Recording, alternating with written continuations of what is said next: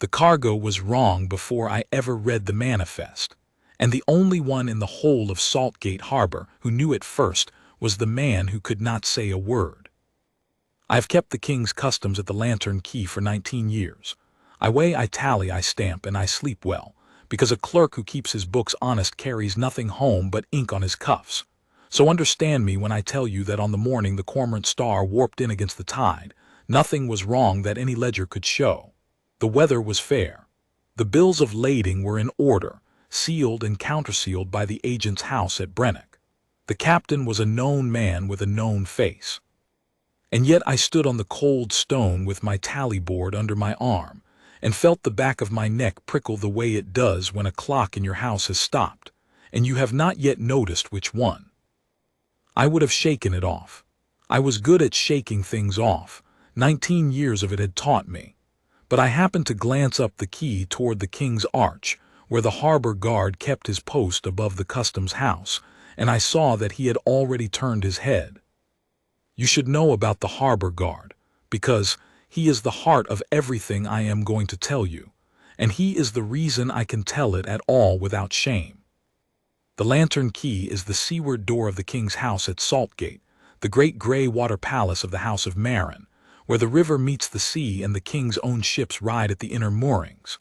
Where there is a royal door, there is a King's Guard upon it, and ours stood his on the high stone walk above the customs landing, in red wool and the tall black bearskin, white gloves on the rifle, medals catching what little sun came off the water. Sergeant Aldous Wren. 11 years on that walk, and in all that time I had never once seen him move when he was not relieved to move. The gulls walked across his boots. The salt wind drove rain sideways into his face, and he did not blink. Children came and waved, and he was stone. Tired sailors leaned on the rope below him and told him their troubles, and he was stone. He was the most still thing in a harbor that never stopped moving, and we had all stopped seeing him, the way you stop seeing the lighthouse. But he saw. That was the thing none of us understood until the end.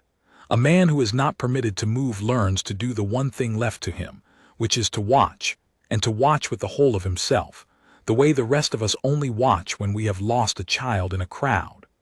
Aldous Wren stood above that quay for 11 years, and he watched it the way a man watches the one face he loves in a station full of strangers.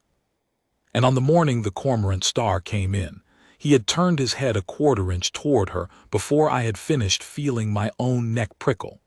And a sentry of the King does not turn his head for nothing. I told myself it was the wind.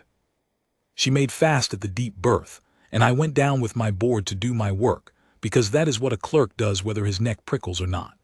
The Cormorant Star was a stout coastwise trader out of Brennock, 3 masts, a tired hull honestly painted, carrying said her manifest and said her captain, and said her papers, barreled fish oil, salt cod in the dry hold, and 40 crates of Brennock pottery for the markets up the river.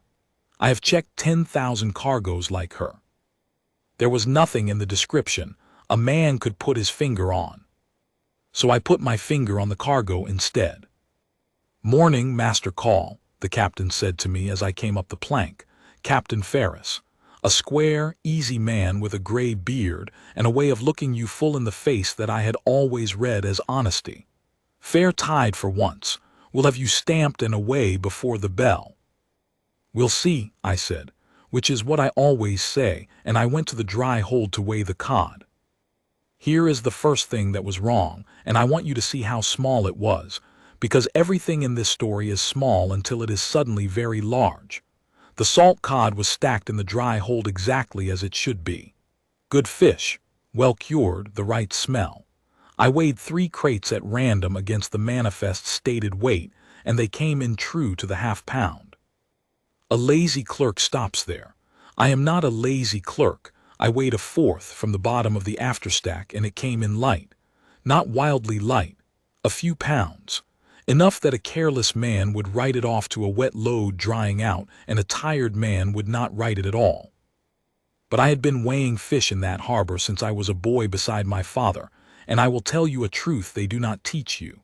Cured cod does not lie about its weight unless someone has been into the crate. The crate had been opened and closed again.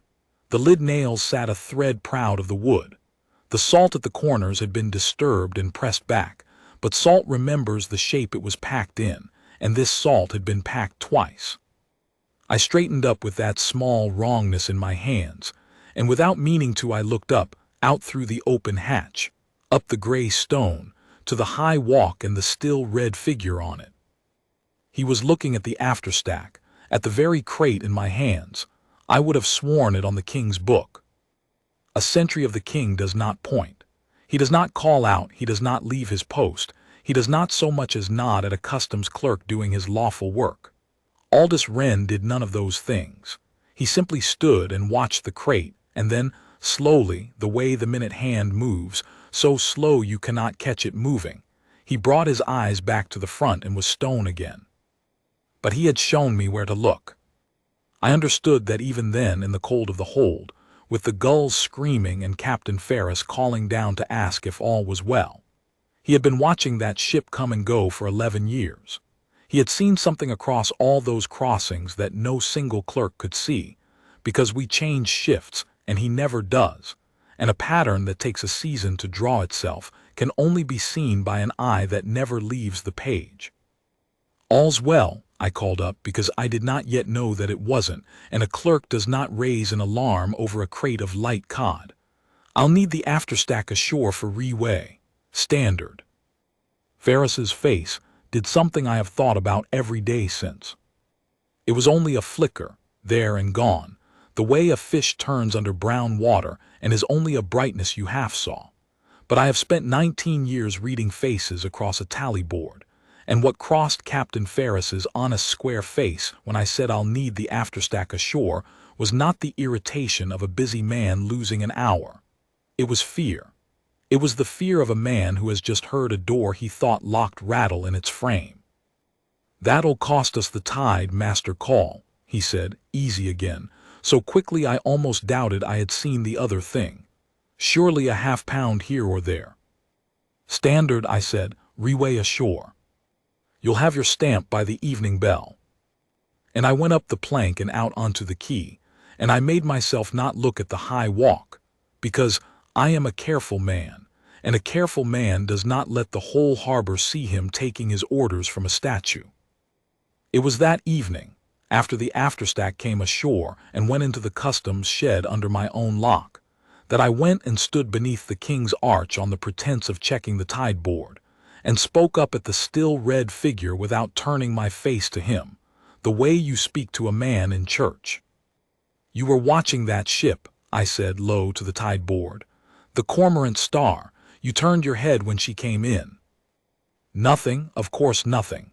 A sentry on his post does not answer a clerk, and I had not truly expected him to. I felt a fool. I felt like a man talking to the sea. "There's a crate aboard her that's been opened and packed twice," I said anyway, because the wrongness in me had to go somewhere. "Light cod over something I can't see. I don't know what I'm looking at, but you do. I think you've known for a long time." The wind came off the water and drove a fine cold spray up the steps.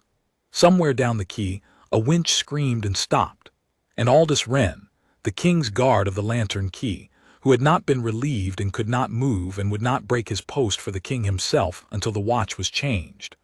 Aldous Wren brought the heel of his right boot half an inch across the stone and set it down again, soft, with the smallest scrape of nailed leather you ever heard. It was the kind of thing a man does by accident, settling his weight on a long watch. It was not an accident. I knew it the way you know a thing in your spine before your head has the words for it. He had heard me. He had answered me the only way a man on the king's post can answer, with the one motion small enough to deny and clear enough to mean yes.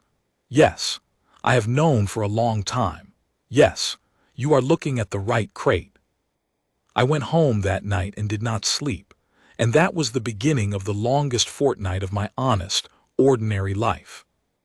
In the morning I opened the afterstack crates in the customs shed, alone, with the door barred and the harbor master's seal book open beside me in case I needed to swear to what I found. I am telling you this so you understand I did it by the book.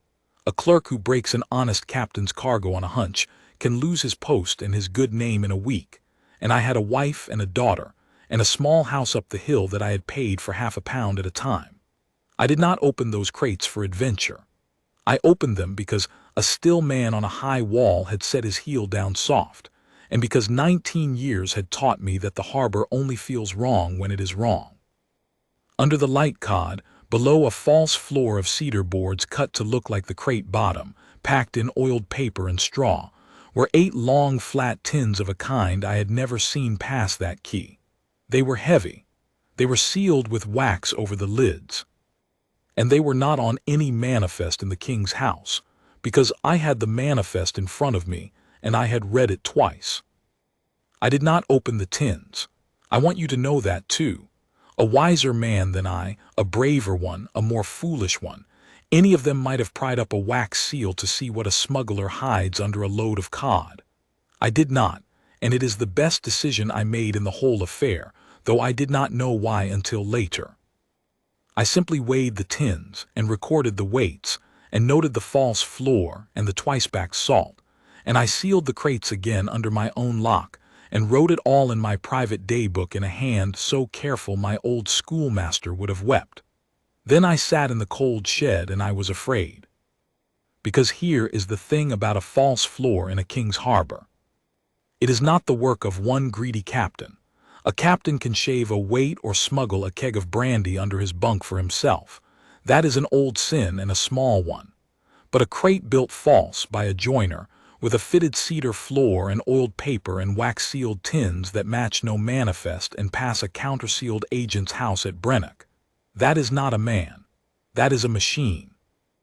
That is a chain of hands, each one paid to look at the right thing and not the wrong one, running from a joiner's bench in Brennock through an agent's office through a ship's master through.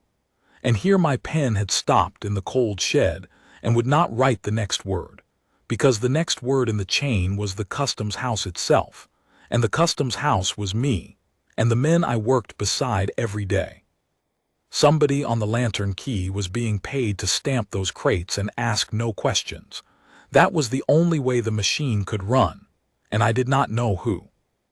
I will not pretend I went straight to the magistrate. I thought about it for a day, sick to my stomach, turning the names of men I had known for years and could not believe of, and not believing and turning them again. Old Hespeth at the Weybridge, who had buried a wife and a son and never missed a day. Young Carow, the under clerk who was saving to marry. The harbor master himself, Master Dunmore, a hard, fair man I would have trusted with my daughter's life. I could not put the false floor against any of their faces, and that, I see now, is exactly how the machine had run so long. It ran on the fact that honest men cannot easily believe in it. It hid inside our trust the way the tins hid inside the cod. So I did the only thing I could think to do, which was to go back to the one witness in the whole harbor who had been standing in the same spot, watching the same ships, for 11 unbroken years. I could not interview a king's guard. He could not speak to me, could not leave his post, could not be seen to so much as acknowledge a clerk. But I am a clerk, and a clerk's whole craft is reading a record that cannot speak, and I came to understand over the next several days that Aldous Wren had been keeping a record all along, not in ink, in attention, and he had found a way to let me read it. It worked like this, and I am still half amazed it worked at all. I would stand beneath the King's Arch in the gray mornings on the lawful pretext of the tide board or the weather glass, and I would speak my questions low to the stone, not to him, never to him. And he would answer with the only currency a sentry has, where he let his eyes rest, and the half-inch settle of a heel. "The Cormorant Star," I said the first morning. "How many crossings have you watched her make light in the cod?" And his eyes, when next a gull's cry made the natural thing for any man to do glance seaward, his eyes went to the far moorings, where the harbor records hung in the master's office and held a beat too long and came back. Go to the records. So I went to the records that night, and I pulled 3 years of the Cormorant Star's landings, and I laid them in a row, and I saw it. Once a season, always on a falling tide when the light is poor and the quay is busy and a clerk is hurried. always the same agent seal out of Brennock, always a load with cod in the afterstack, and always this was the cold finger down my back, always cleared and stamped on a day when one particular man stood the customs watch. I will not yet tell you his name, because I did not yet know it for certain, and because I want you to feel the way I felt, building it crate by crate, the way Wren had built it crossing by crossing, until the picture stood up off the page on its own legs and there was no unseeing it. A pattern that took 3 years to draw itself.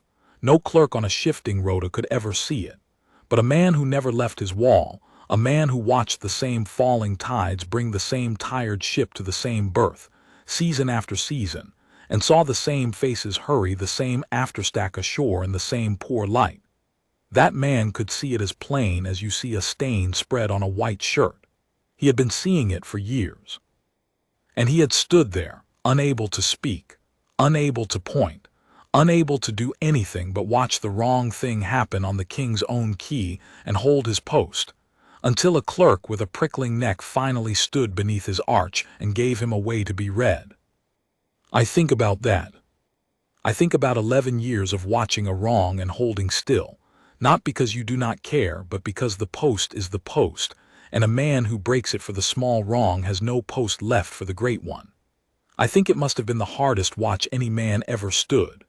And I think he was waiting, patient as the tide, patient as stone, for the one thing the machine could not buy, which was an honest man who happened to look up at the right moment and ask. He had found his clerk. Now the two of us, the man who could not speak and the man no one would believe, had to take a machine apart without either of us being seen to move first. The man who stood the customs watch on every one of those falling tides was Master Joran Vale, the deputy controller of the Lantern Quay, my own superior. The man who signed off my stamps, who held the keys to the bonded store, who had hired young Caro and pensionied old Hespeth, and stood beside the harbor master at every king's inspection with his chain of office bright on his chest. A genial man, a generous man. He had stood at my daughter's naming day and pressed a silver piece into her blanket. I had liked Joran Vale for 19 years. And the record said that the Cormorant Star never landed her afterstack, except on a day when Joran Vale held the key to the bonded store and signed the clearance with his own hand. It is a terrible thing to learn that a man you have liked is a thief, and worse to be the only one who knows it, and worse still when the man is the one who decides whether you keep your post. I understood my danger the moment I understood the pattern. If I went to the harbor master, Master Dunmore would do the natural and proper thing. He would ask his deputy controller to look into it, and his deputy controller was the machine.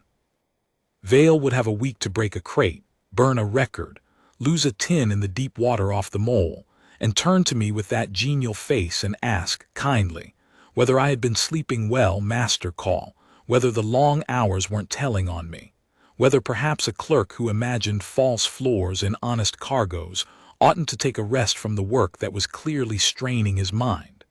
And who would the harbor believe?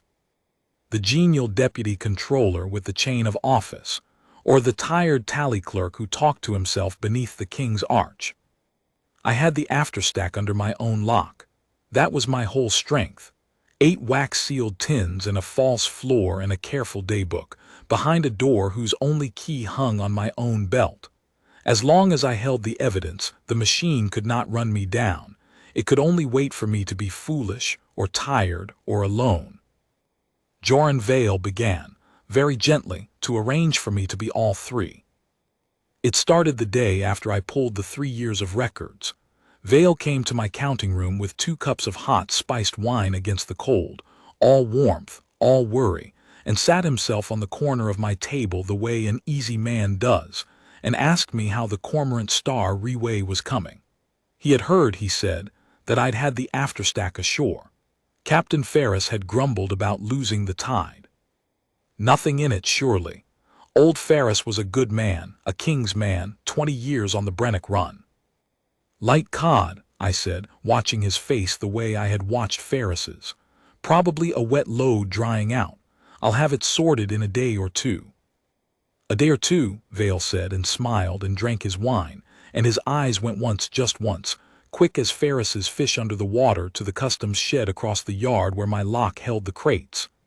"Don't let it cost you your sleep, Eldon. It's cod, not the crown jewels." And he laughed and I laughed, and we were two friendly men over hot wine, and I have never in my life been more afraid. Because he had not asked which shed. He had not asked where I'd put them.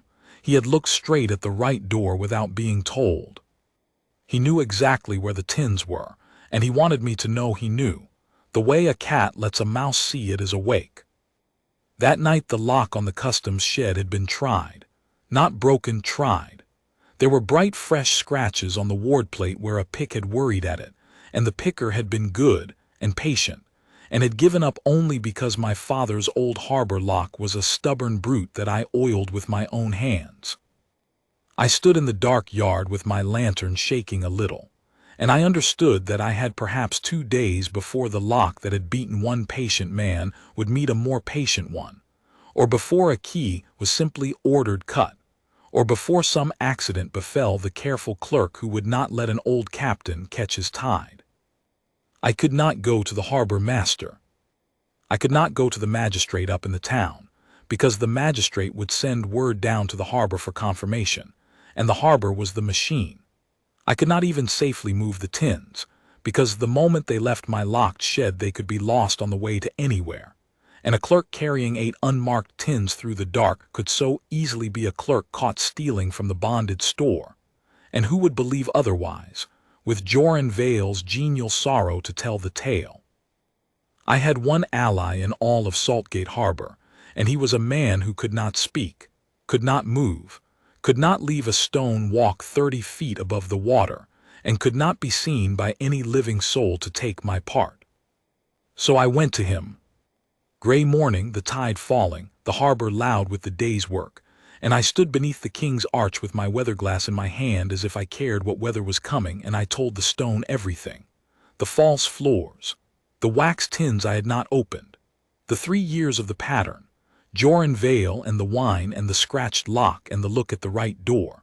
I told it low and fast like a confession, and when I was done I said the thing that frightened me most of all. "I don't know what's in the tins," I said, "and I'm afraid to open them, and I'm afraid not to.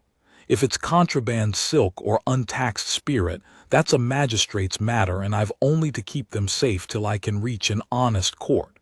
But you turned your head when she came in. You've watched her 11 years. And a KingsGuard doesn't break his stillness for a smuggled bolt of silk." I made myself say it. "What's coming into the King's Harbor under that cod, Sergeant Wren? What have you been standing watch over all this time?" For a long moment the still red figure above me did nothing at all, and the gulls wheeled and the winches screamed, and I thought, "This is the end of it, you old fool. You've built a castle out of light cod and a man settling his weight on a long watch." Then Aldous Wren did 3 things, slowly, each one small enough that any passing soul would have read them as the ordinary fidgets of a man who has stood too long.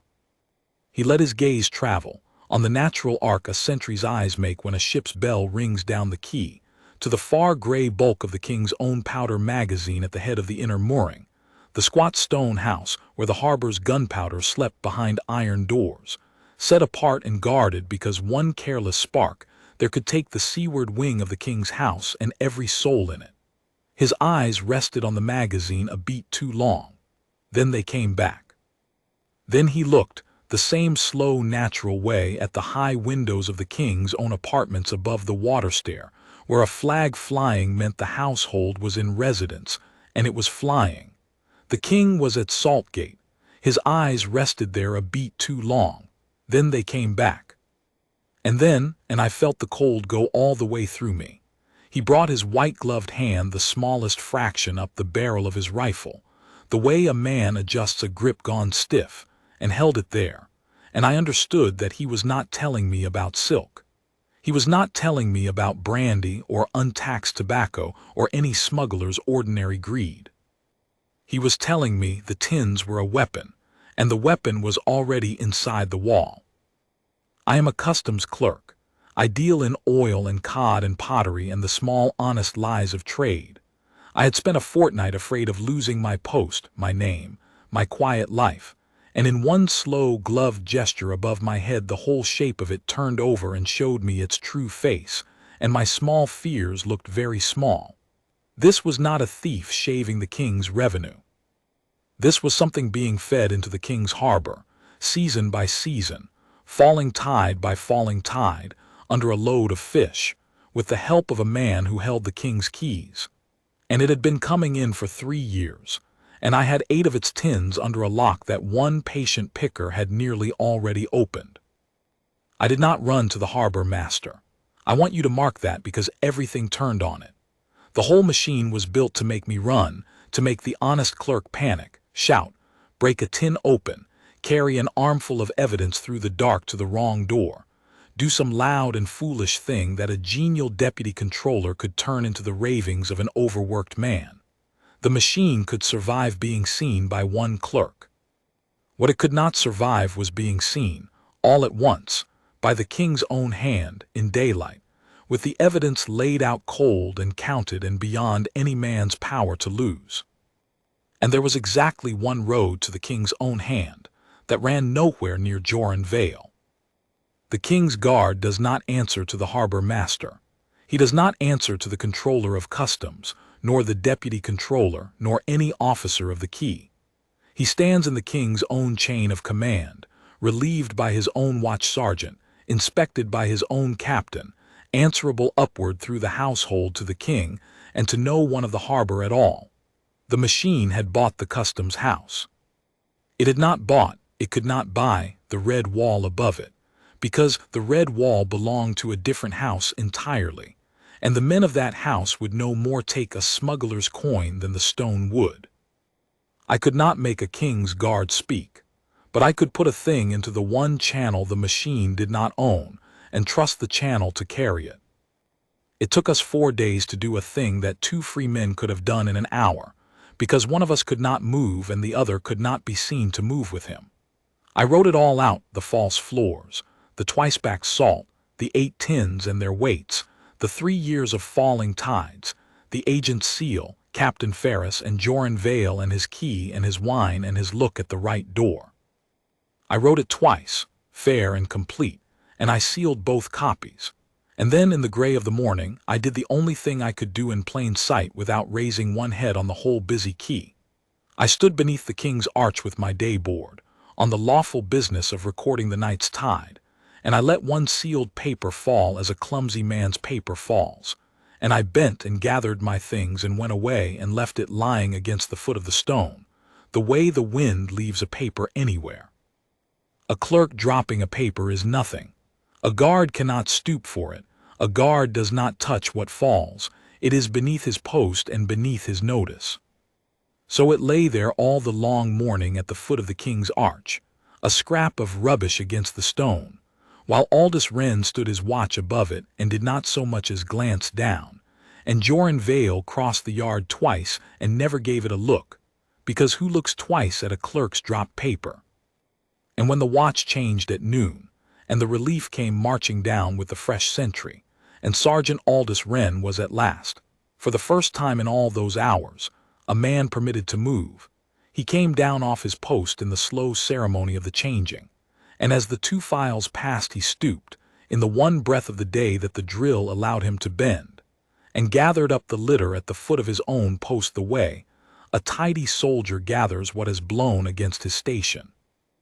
And he carried it away with him under his glove into the guardroom of the king's house. It went up the red chain that afternoon, not to the harbor, up. Watch sergeant to captain, captain to the household to the king's own steward, the steward to the king, a road 400 years long and not a single foot of it for sale. By the time the evening bell rang over Saltgate, the only paper that mattered had traveled from the foot of a stone arch to the desk of the one man on earth the machine could not reach, and Joran Vale, eating his supper in his fine house above the quay, did not know that the door he thought locked had just been opened from the inside. They came for the tins at dawn, and they came right. Not the harbor watch, the king's own men, down the water stair in the gray light before the quay was awake. A quiet officer of the household and 4 soldiers and the king's master of ordnance. A hard old man who had spent his life with such things and whose face, when the first wax seal came up and he looked into the first tin, went very still and very old. He had the lids off all 8 before the sun cleared the mole, and he counted what was inside, and he sealed them again with the king's own seal, and he said one sentence I have never forgotten, low, to the household officer, not knowing a frightened clerk stood close enough to hear. 3 years of these, he said, and there's enough laid by in this harbor to arm a quiet war. I will not tell you the particulars of what was in the tins, because the king's house has asked that they not be spread abroad, and because, in truth, the particulars do not matter to the thing I am trying to make you understand.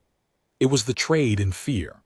It was the kind of cargo that does not sail under its own name in any harbor of any king, bought in the dark in one country, carried under cod, sold in the dark in another, to whatever hand had the coin and the grievance to use it.